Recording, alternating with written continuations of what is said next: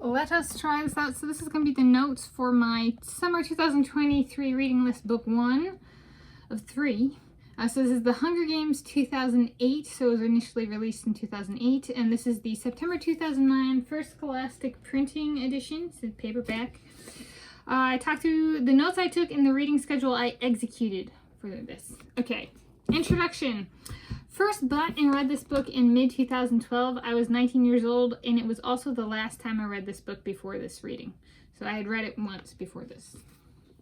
In mid-2012. I bought this in like June 2012. I was living in South Africa, and I started reading it, but I didn't finish reading it until I got back here in the United States of America.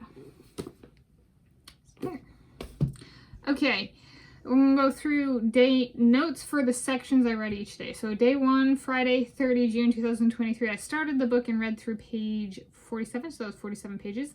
My notes from that section are, first time for me reading the book since I initially bought it and read it in 2012. Off-putting section of the book for me. District 12 is described on page 41 as being in Appalachia in the capital in the Rockies. So this is United States of America. So that was the first section.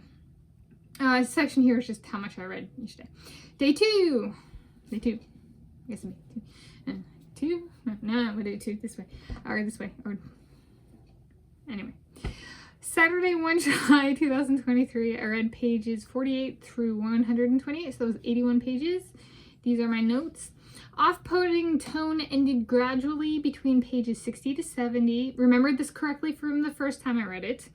Younger sister of Katniss Everdeen, Primrose, has a relationship with her older sister Katniss that Katniss repeatedly tells Primrose to tuck in her shirt. My sister, who is older than me, did a similar thing to me growing up. I am the younger sister. Next note is, if Katniss Everdeen and Peeta Mellark are supposed to be a soulmate pair, they have an odd dynamic. Next note is, District 13 is mentioned as being the place where diamonds were mined in Pan Am and is alluded to as being close to District 12. In physical reality, diamonds have been / are mined in the Colorado, New Mexico area of the United States of America, which is closer to where the author, Suzanne Collins, assigns the location of the capital in the book. Next note, when training and preparing for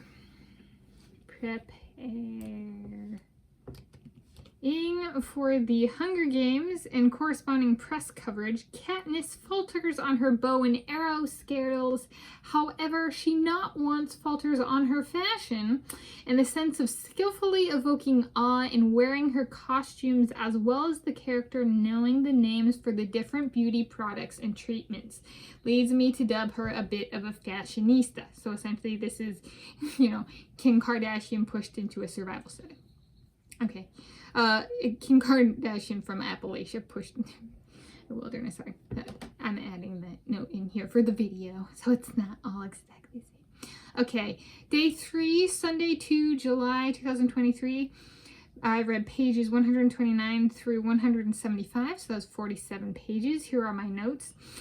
Of all the hair and makeup Katniss donned in an interview before heading into the Hunger Games arena, she kept only her nails painted / decorated with flames. She's a painted nail lady. I'm not that. Girl on fire, girl who was on fire is used as a recurring phrase in reference to Katniss Everdeen. This actually continues throughout the book. And then in parentheses, wonder if Alicia Keys ran into copyright problems with her song released a few years later with the title of Girl on Fire. I don't know how that kind of copyright stuff goes, but it was just something that occurred to me. I was like, I wonder. I have no idea. Yeah.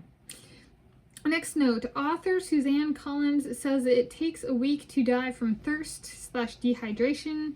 This conflicts what I learned, which was 2 to 3 days maximum from school / survival training. As a writer, I have concerns for if a reader takes what Suzanne Collins says is a week as authoritative and then dies from thirst / dehydration in less than a week while out doing something such as through hiking. Does the blame then go to the author Suzanne Collins? As a writer, I find that interesting. Okay, I guess these notes could be like a Lucky Wallaby Courier publish notes. Instead of a book review, it's notes from a particular writer, Tanis Leonardi. Okay. All right, next section was Monday, 3 July 2023, yesterday. I read pages 176 through 294, so those 119 pages.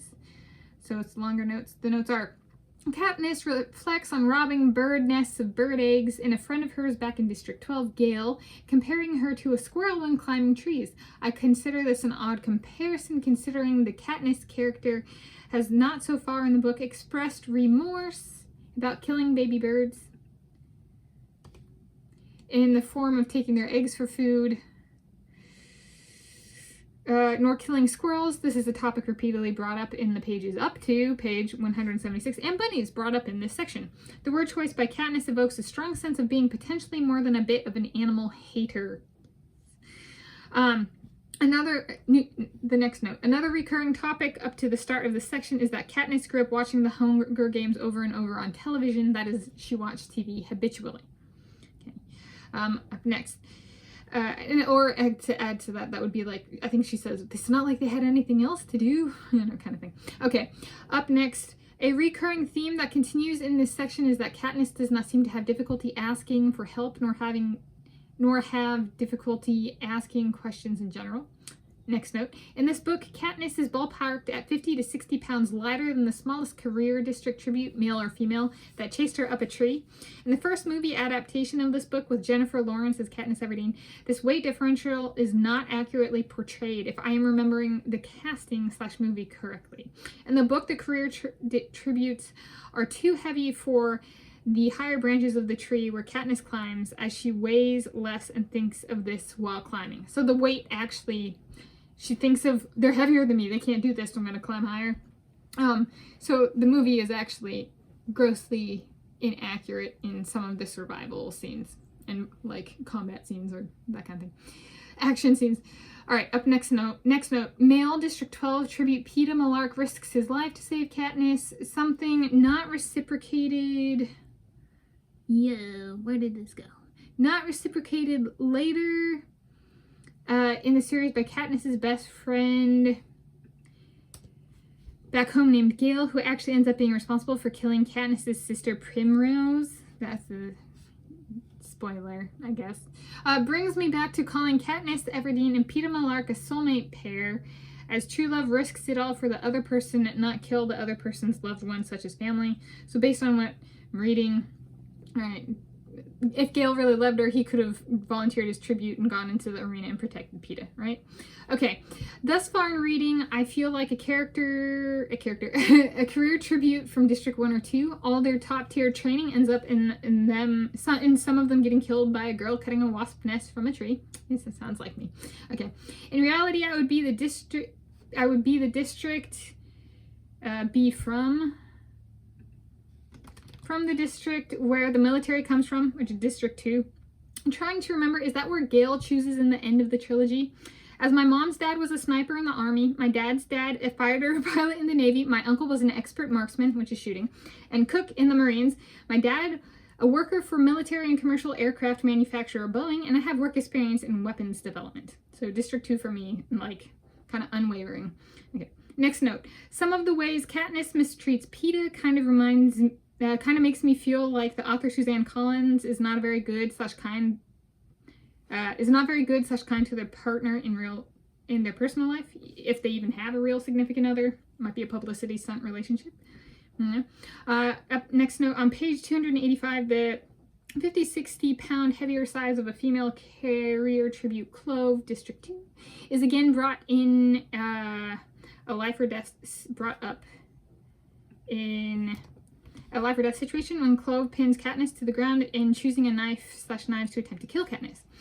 Cato and Clove are the only characters that I feel like home, that feel like home thus far in the book/trilogy. When I first read this trilogy in 2012, which is also the last time I read it before this, I felt the same way then. All right, how are we doing on time? We're doing good. All right, last section and final notes. So the last section I read today, so today is Tuesday, 4 July 2023. I finished the book, so I read pages 295 through 374, which is 80 pages. My notes are, on page 306, main character Katniss Everdeen expresses disgust at the mere thought of having to mentor girls from District 12 if she wins the Hunger Games. When I was a teenager, I taught swim lessons and coached for a few years in comparison, and as a 20+ years of age adult, I have taught at the university level. This is relevant in the sense of viewing the thoughts/personality of Katniss Everdeen as distasteful. In fact, I even started teaching in a teaching/mentoring capacity a few years before the first edition of this book was published in 2008. I started as a teaching assistant in middle school about 2005/2006, and as a big sister in swimming about 2005. So it was like 12, 13 years old. 12, 13, 14? No, 12, 13, I guess. And is the flakiness/unfaithfulness of Katniss Everdeen towards Peeta Mellark just the author Suzanne Collins projecting their desire to be good at faking climax in the bedroom onto the character? Comes across that way. Okay, final notes. So that was the last section. Now the final notes on the book. Race through. I got it. Okay. Based on what I read, if I were to choose one word to describe the main character, Katniss Everdeen, the best fitting word that comes to my mind is ungrateful. The next note is, my first time reading this book in mid-2012, I was 19 years old. It took me a 25-day time range/period to read it. I did not read it every day. Total days was about 7 to 10 in count. I finished it in a shorter time period this time, fewer number of days too. 5 days this time over a 5-day period. So I read each day of a 5-day period. Next note. After reading it for the first time in mid-2012, I actually liked a few of the characters from the Capitol, Cinna and Effie, and a few of the character tributes, District 2, Cato and Clove, enough to make life-size paintings of each, which were 2 beasts for the career tributes, and decorate a floor of a residence hall with them, and other handmade art pieces in a theme of the Hunger Games when I worked as a resident assistant at the University of Hawaii at Manoa. Physically made and physically put up in 2013. They were life-size. Like I made a 6'2" Cinna for real, painted, hand-painted here. Next note, this marks my second time reading the book. I was 30 years old this time when I read it. Next note, I have no new interpretations of the text from my last reading of it in 2012. Next note, I give the book the same score as last time, the first time, an 8 out of a possible 10. Perhaps, last note, perhaps my mental facilities have stagnated in development like those of District 2 tribute named Cato. This is the new introspection. I will say, however, I have long-term memory loss, so to actually remember these interpretations and how this go through the same interpretations again is like an A++ on my memory. So I'm not upset with no new interpretations. That's a gold star for me personally with my memory problems. So yeah, I'm on to book 2 starting today, and I'll do a summary video like this, notes video, after I finish this one as well. Happy reading and summer reading list 2023.